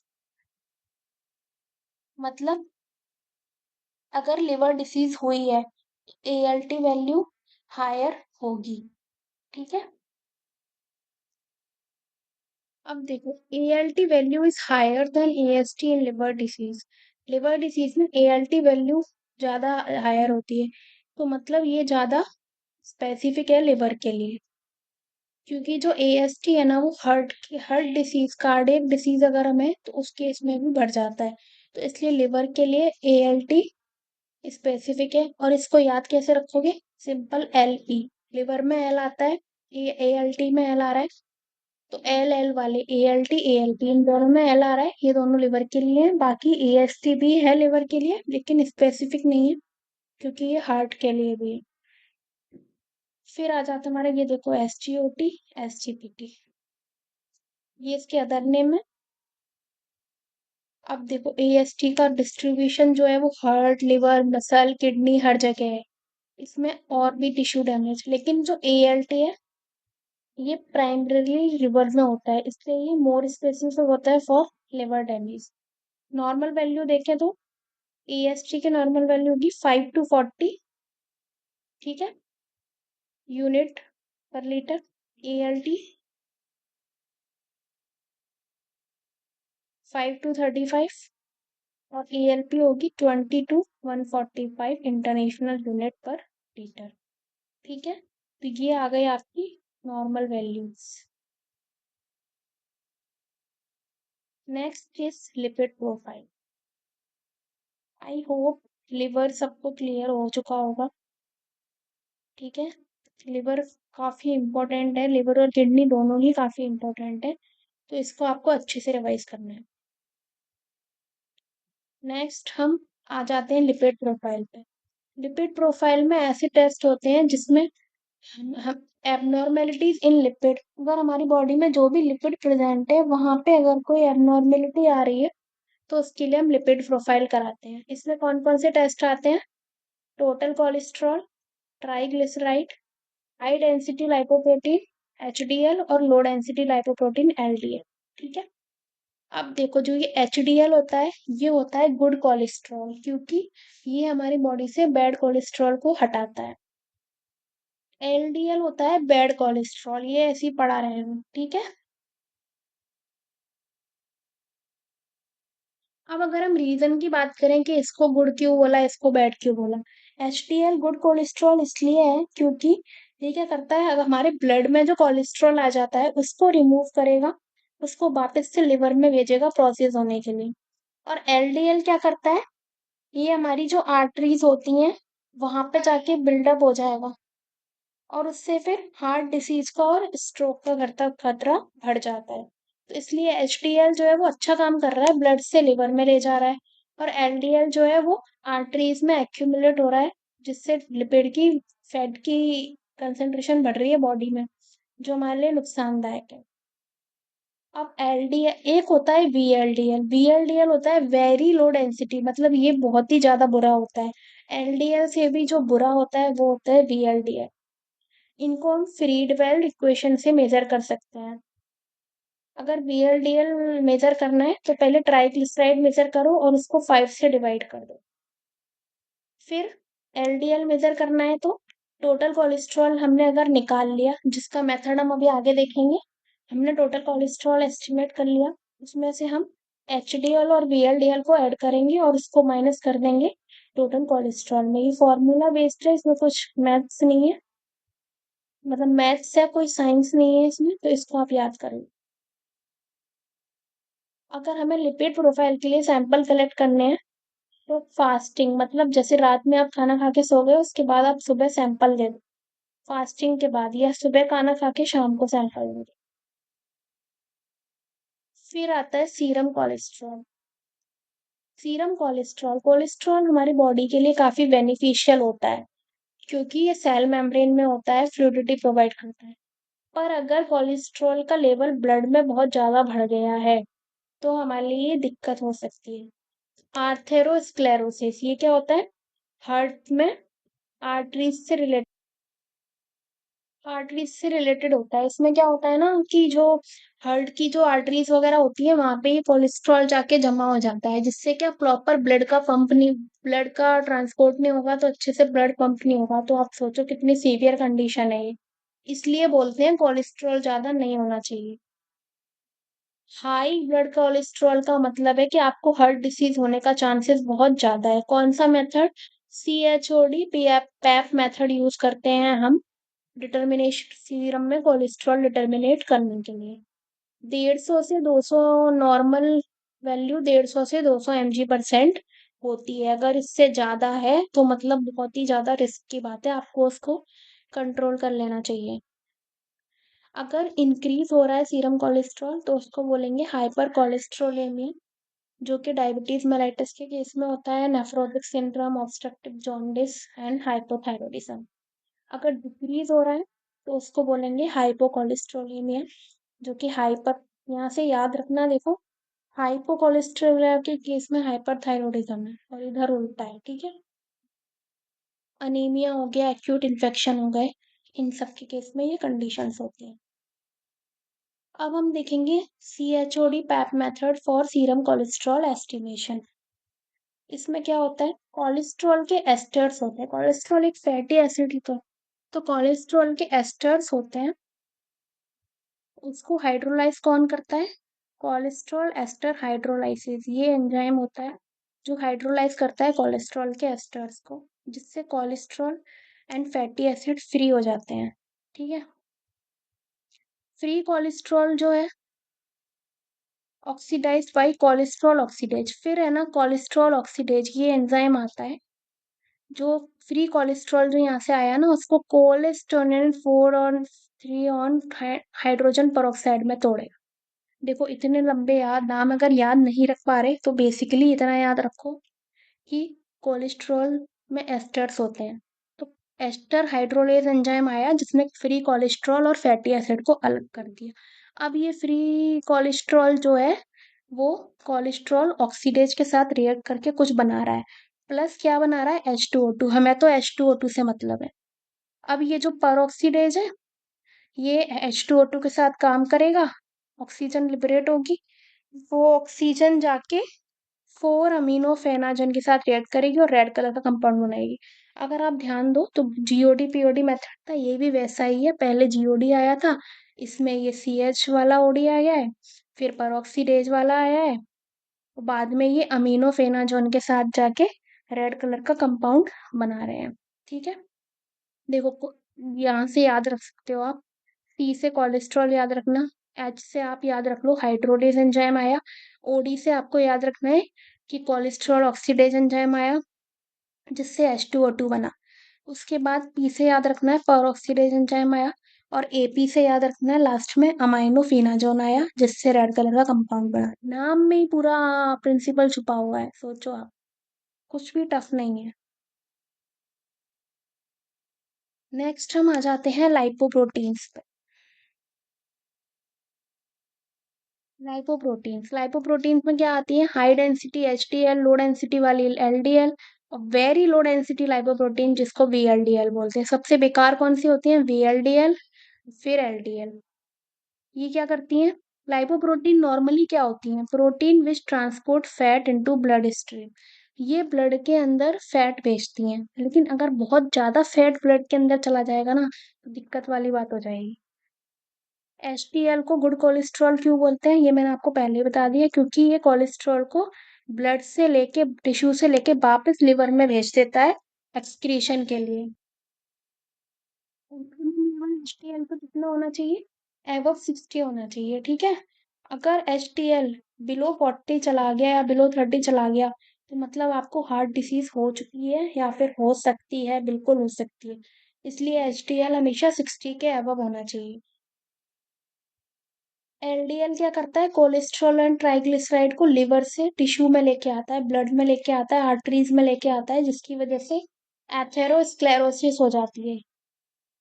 इसलिए हम एलडीएल को हम बोलते हैं बैड कोलेस्ट्रॉल, क्योंकि ये वापस से आर्टरीज को ब्लॉक कर रहा है। और जो एलडीएल है ना, वो 100 से कम होना चाहिए, अगर उससे ज्यादा है ना तो आपके लिए बहुत बड़ी दिक्कत की बात है। देखो नेक्स्ट आता है हमारा ट्राइग्लिसराइड। ट्राइग्लिसराइड क्या होते हैं, ester of fatty acid with glycerol. अगर फैटी एसिड ग्लिसरॉल के साथ है तो उसको हम ट्राइग्लिसराइड बोल देते हैं। Most common type of fat in body, जो हमें कहाँ से आता है, मोस्टली फूड खाना खाने से आता है। अगर बहुत ज्यादा हाई लेवल है, वो किस में पाया जाएगा, जिसमें हाई कोलेस्ट्रॉल है, हार्ट की दिक्कत है, ओवरवेट है या डायबिटीज है, ठीक है। 150 से 150 mg% से कम होना चाहिए ये। In addition to serum total cholesterol, तो टोटल कोलेस्ट्रॉल के साथ साथ HDL LDL ट्राइग्लिसराइड वैल्यू हमें हार्ट डिसीज के बारे में इंफॉर्मेशन बताती है कि हमें फ्यूचर में हार्ट डिसीज होने के चांस हैं या नहीं है। उसके बाद एक आता है कि आप बॉडी में ना मेजर इलेक्ट्रोलाइट कौन कौन से होते हैं, सोडियम पोटेशियम बाइकार्बोनेट क्लोरीन, ठीक है। इलेक्ट्रोलाइट प्रोफाइल बोलते हैं इसको, जिसमें से जो सोडियम और पोटेशियम होते हैं वो कॉमनली हम मॉनिटर करते हैं, क्योंकि hypertension, high blood pressure, heart failure, lung disease, liver kidney disease में ये मेजर रोल प्ले करते हैं। सोडियम की वैल्यू क्या होती है, 135 से 145 मोल इक्विवेलेंट पर लीटर। और पोटेशियम की होती है 3 से 5.0 मोलर इक्विवेलेंट पर लीटर। इनको हम फ्लेम फोटोमेट्री से मेजर कर सकते हैं, हमने पहले ही पढ़ लिया कि जो भी एलिमेंट्स वगैरह हैं एल्कली, ये एल्कली मेथड होते हैं, दो एल्कली मेटल हैं दोनों, इसलिए हम फ्लेम फोटोमेट्री से, आयन सेंसिटिव इलेक्ट्रोड से, स्पेक्ट्रो मेथड, किसी भी मेथड से इनको हम पता कर सकते हैं। नॉर्मल कैल्शियम लेवल कितना होता है, 8.5 से 10.5 mg पर डीएल। अगर कैल्शियम लेवल डिक्रीज है, किसमें होगा, रिकेट्स में, हाइपोपैराथायरोडिज्म में और रीनल फेलियर में। इंक्रीज कैल्शियम लेवल किसमें होता है, हाइपर पैराथायरोडिज्म में और बोन ट्यूमर में। फॉस्फोरस की बात करें, नॉर्मली 2.5 से 4.5 होता है ये आप इंक्रीज कंडीशन और डिक्रीज कंडीशन इसमें पढ़ लेना। देखो डिक्रीज होता है विटामिन डी और रिकेट्स के केस में, फॉस्फोरस भी डिक्रीज हो जाता है कैल्शियम के साथ साथ। अब कुछ कार्डियक बायोमार्कर, ये आप याद अच्छे से रहे तो ठीक, वरना एक बार नजर मार लो इन पे, कि अगर हार्ट को कोई दिक्कत हो रही है तो हम कौन से ब्लड में बायोमार्कर को चेक कर सकते हैं। एक तो होता है troponin 1 and troponin I and 3, CKMB, lactate dehydrogenase LDH, AST जो हमने पहले ही पढ़ लिया, एस्पार्टेट सीरम ट्रांसएमिनेज।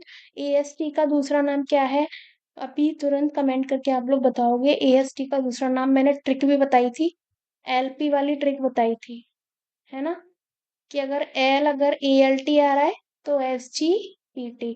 तो अब बताओ AST का नाम क्या है, मायोग्लोबिन और नाइट्रीयूरेटिक पेप्टाइड, ये होते हैं हार्ट के मार्कर, ठीक है, कार्डियक प्रोफाइल बोल सकते हैं। फिर आते हैं हमारे कुछ ट्यूमर के मार्कर, जैसे कि alpha fetoprotein AFP, carcinoma embryonic antigen, prostate specific antigen CA125, CA19.9, beta human chorionic gonadotropin. ये देखो एकदम मुझे भी याद नहीं है ये वाले, तो बाकी लिवर वगैरह के सबको याद हो जाते हैं, बट एक बार अगर आप एक दो बार भी इनको देख लोगे ना, तो अगर ऑप्शंस में अगर आते हैं तो आपको याद आ जाएगा कि हाँ ट्यूमर में ऐसा AFP जैसा कुछ पढ़ा, तो इसलिए मैंने इसको यहाँ पे पढ़ा दिया है। उसके बाद देखो ब्लड गैस एनालिसिस, ये क्वेश्चन अभी एम्स क्री में भी आया था। Arterial blood gas analysis test major parameters such as pH, partial oxygen और partial CO2 and bicarbonate in blood। ठीक है। एसिड बेस इम्बैलेंस पता करने के लिए, रेस्पिरेटरी मेटाबॉलिक कोई डिसऑर्डर तो नहीं है, सांस की दिक्कत तो नहीं है, ये सब पता करने के लिए हम आर्टेरियल ब्लड गैस लेते हैं। अब इसमें ये क्वेश्चन आया था इसमें कि कौन सा ब्लड लेंगे, तो आर्टेरियल ब्लड लेंगे इसमें। ठीक है। वीनस ब्लड भी था क्वेश्चन में, लेकिन वो नहीं लेंगे हम, इसमें लेंगे आर्टेरियल ब्लड। एबीजी एनालिसिस करके कुछ आया था। ठीक है। Thank you. ये वीडियो आज के लिए इतना ही, और इसमें मैंने मेजरली 85% तक कवर कर दिया है क्लिनिकल बायोकेमिस्ट्री। अगर अब भी आपको कोई डाउट है तो आप कमेंट करके बता सकते हो। इतना पढ़ने के बाद आपको खुद लग रहा होगा कि आपके कितने बेसिक्स क्लियर हो गए हैं, है ना। तो अभी हम एक बार इसको एंड में एक बार शॉर्ट में रिवाइज कर लेते हैं, जिससे आपको एक बार याद आ जाए क्या क्या पढ़ा था। ठीक है। तो ये इंस्ट्रूमेंट तो इजी है, पढ़ाई चुकी हूँ मैं। कोलोरीमीटर बीएल लैम्बर्ट लॉ पे फॉलो करता है। ठीक है। इसमें हम किसी भी अननोन सब्सटेंस की कंसंट्रेशन निकाल सकते हैं। फ्लेम फोटोमीटर हम मेटल्स के लिए निकालते हैं, अगर हमें सोडियम पोटेशियम मेटल्स एल्कली और एल्कलाइन मेटल के बारे में पता करना है। इनमें क्या होता है, ग्राउंड स्टेट से हाई स्टेट में चले जाते हैं जब इनको फ्लेम के अंदर डाला जाता है तो, और फिर जब ये वापस आते हैं तो एनर्जी छोड़ते हैं, उसी एनर्जी को हम मेजर करते हैं। फिर आगे आपका सेंट्रीफ्यूज, जो सेंट्रीफ्यूगल फोर्स पे काम करता है, सेपरेशन के लिए काम आता है ये। फिर आगे आपका ब्लड ग्लूकोज एस्टिमेशन, इंसुलिन और ग्लूकागोन मेन हार्मोन है। नॉर्मली वैल्यू कितनी होती है, 80 टू 120। हाइपरग्लाइसीमिया में बढ़ जाएगा, हाइपोग्लाइसीमिया में डिक्रीज हो जाएगा। डायबिटिक मेलाइटस कब होती है, इंसुलिन के लेवल डिक्रीज हो जाते हैं, है ना। Polyuria, polydipsia, polyphagia. जुवेनाइलाइटिस मतलब जो इंसुलिन की कम, इंसुलिन बन नहीं रहा है या कोई दिक्कत आ गई है, टाइप 1 डायबिटीज। और एडल्ट डायबिटीज, टाइप 2 डायबिटीज और नॉन इंसुलिन, ये ओबेसिटी वगैरह के केस में हो जाती है हमको। GOD method, GOD POD method best method है। ठीक है। कौन सी वाइल में लेंगे, ग्रे कलर की सोडियम फ्लोराइड वाइल, और पोटेशियम ऑक्सीलेट मिक्सचर भी होता है उसमें, क्योंकि ये ग्लाइकोलाइसिस रोक देती है। फास्टिंग पोस्टप्रेंडियल रैंडम, ग्लूकोमीटर घर पे अगर टेस्ट करना है तो, है ना। ग्लूकोज टॉलरेंस, हम ऊपर से एक्स्ट्रा उसको ग्लूकोज पिलाते हैं, फिर देखते हैं वो कितना टॉलरेट कर पा रहा है थ्रेशोल्ड वैल्यू के ऊपर। प्रेगनेंसी के गेस्टेशनल डायबिटीज के लिए हम ग्लूकोज चैलेंज टेस्ट करते हैं। ग्लाइसिलेटेड हीमोग्लोबिन HbA1c क्यों करते हैं, 3 महीने तक पूरा ब्लड का शुगर कंट्रोल, हमको पूरा चार्ट मिल जाएगा हमें। हीमोग्लोबिन इनसाइड इरेथ्रोसाइट, आरबीसी में जो हीमोग्लोबिन होता है वो ग्लूकोज के साथ रिएक्ट कर लेता है नॉन एंजाइमेटिकली। जो नॉर्मल इंसान, इसके अंदर 4% टू 5.6% होगा वैल्यू, और 5.7 से 6.4 है मतलब डायबिटीज का रिस्क है आपको, और 6.5 से ऊपर है मतलब आपको डायबिटीज है। जीओडी पीओडी में क्या था, ग्लूकोज को ग्लूकोज ऑक्सीडेज तोड़ेगा, किसमें, ग्लूकोनिक एसिड में और H2O2 में। ये H2O2 को परऑक्सीडेज तोड़ेगा वाटर और ऑक्सीजन में, फिर ये H2O ऑक्सीजन जाके 4 अमाइनो एंटीपायरेन से रिएक्ट करके रेड कलर देगा। ठीक है। रीनल फंक्शन में ये सब फंक्शन हम देखते हैं। यूरिया एंड प्रोडक्ट है प्रोटीन वाले का, 15 से 40 नॉर्मल वैल्यू होती है। डैम मेथड, बर्थलोड मेथड, ठीक है, ये ज्यादा सेंसिटिव रहता है। यूरिया को यूरिएज एंजाइम, ये एंजाइमेटिक मेथड है, यूरिएज एंजाइम की हेल्प से होता है। क्रिएटिनिन, ग्लोमेरुलर फिल्ट्रेशन रेट वगैरह देखनी है तो ये ट्रेस अमाउंट में प्रेजेंट होता है 0.6 से 1.2। जेफ्स मेथड यूज करते हैं जिसमें क्रिएटिनिन एल्कलिन पिक्रिट के साथ रिएक्ट करके रेड कलर का कंपाउंड देता है। यूरिक एसिड क्या है, प्यूरिन मेटाबॉलिज्म, फीमेल में 2.5 टू 6, मेल में 3.4 टू 7। ठीक है। गाउट हो जाएगा अगर यूरिक एसिड काफी लंबे टाइम तक आपके में बढ़ा रहा तो। यूरिकेज मेथड से देखते हैं। यूरिक एसिड इसको एलेंटोइन प्लस H2O2 में तोड़ेगा, फिर H2O2 एंटीवायलेंट से जाके रिएक्ट करेगा और रेड डाई बनाएगा। क्लियरेंस टेस्ट हम करते हैं जिसमें हम देखते हैं 1 मिनट के अंदर कोई ब्लड और प्लाज्मा में जो सब्सटेंस प्रेजेंट है वो 1 मिनट के अंदर यूरिन के जरिए कितना एक्सक्रीट होता रहा है। सिस्टेटिन सी जो है वो ग्लोमेरुलर फिल्ट्रेशन में काम आता है। यूरिन में अगर एल्ब्यूमिन है तो आपको किडनी डिसीज हो सकती है बाद में। लिवर फंक्शन टेस्ट में हम ये सब मेजर करते हैं जिसमें मेनली बाइलिरुबिन आपको पढ़ना था कि जब आरबीसी डिग्रेड होती हैं तो रेटिकुलो एंडोथेलियल सिस्टम में बाइलिरुबिन फॉर्म होता है। बाइलिरुबिन को लिवर तक कौन लेके आता है? एल्ब्यूमिन लेके आती है क्योंकि ये नॉन सॉल्युबल होता है। कुछ बाइलिरुबिन क्या करता है, दोस्ती कर लेता है ग्लूकुरोनिक एसिड के साथ और सॉल्युबल हो जाता है। इसको बोलते हैं कॉन्जुगेटेड। ये कॉन्जुगेटेड वाला एक्सक्रीट भी हो सकता है यूरिन में। बाइलिरुबिन अगर बढ़ गया तो आपको जॉन्डिस हो जाएगा। Jaundice pre hepatic, haemolytic, infectious hepatic, obstructive, post hepatic.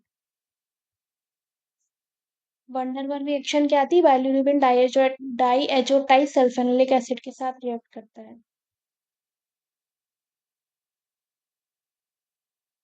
Total बाइलिरुबिन मैलाविन method से निकालेंगे, पर्पल कलर आता है इसमें।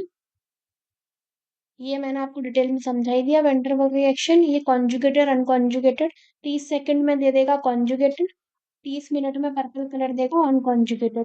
और अगर दोनों मिला के अगर पर्पल कलर और ज्यादा हो गया मिथेनॉल डालने के बाद तो मतलब इसमें दोनों है। बाईयूरेट मेथड से हम टोटल प्रोटीन निकालते हैं। एल्ब्यूमिन ज्यादा होती है, 50% होती है टोटल प्रोटीन की। एजी रेशियो 2:1 होता है नॉर्मली। इसमें क्यूप्रिक आयन रिएक्ट करेंगे पेप्टाइड बॉन्ड के साथ, पेप्टाइड, ठीक है। और एल्कलाइन मीडियम में ये पर्पल कलर का कॉम्प्लेक्स बनाएंगे। EST, LP, यहाँ से LP याद रखना है हमको। LP, ALT का L और SGPT का P। और L से ये भी याद रखना है कि लिवर के लिए कौन स्पेसिफिक है? ALT। SGOT, SGPT, ठीक है। फिर लिपिड प्रोफाइल करते हैं, ये सब अभी पढ़ाया आपको। Total cholesterol, triglyceride, HDL, LDL सब मेजर करेंगे, ये फॉर्मूला याद कर लेना। सीरम कोलेस्ट्रॉल मेजर करते हैं क्योंकि आर्टरी में जाके कोलेस्ट्रॉल इकट्ठा हो जाता है। कौन से मेथड से? CHOD PF मेथड से। 150 से 200 वैल्यू होनी चाहिए। सी से कोलेस्ट्रॉल, H से हाइड्रोलिसिस जो कोलेस्ट्रॉल को तोड़ेगा, OD से ऑक्सीडेज, P से परऑक्सीडेज और AP से अमाइनो फेनाजन, जिससे रेड कलर का कंपाउंड मिल जाएगा हमको, ठीक है। फिर लाइपोप्रोटीन के बारे में समझा दिया है यहाँ पे। HDL जो होता है उसकी वैल्यू 60 से ऊपर ही होनी चाहिए, गुड कोलेस्ट्रॉल होता है वो। फिर ये इलेक्ट्रोलाइट प्रोफाइल आ गई। फ्लेम फोटोमेट्री से हम इलेक्ट्रोल एंड सोडियम पोटेशियम पता कर लेंगे। कैल्शियम लेवल डिक्रीज किस में होता है? रेकेट में, हाइपोपैराथायरिज्म में और रीनल फेलियर में। कार्डियक बायोमार्कर हैं ये कुछ ट्यूमर मार्कर हैं। ब्लड गैस एनालिसिस के लिए हम आर्टेरियल ब्लड यूज करते हैं। ये क्या पता करता है? PH, partial pressure of oxygen, partial pressure of CO2 and bicarbonate in blood, ठीक है। तो देखो आप क्लिनिकल बायोकेमिस्ट्री कंप्लीट हो गई प्लस आपका रिवीजन भी हो गया। अब अगर किसी को कोई डाउट है तो वो कमेंट सेक्शन में डाल दे। और अब नेक्स्ट आपको कौन सा टॉपिक चाहिए वन शॉट में वो आप कमेंट करके बता दो, वो टॉपिक आ जाएगा, ठीक है। आई होप सबको समझ में आ गया होगा। एंड कोई भी सजेशन हो, कोई भी फीडबैक हो, आप लोग कमेंट करके मुझे बता सकते हो। And thank you so much for watching this video. Have a nice day.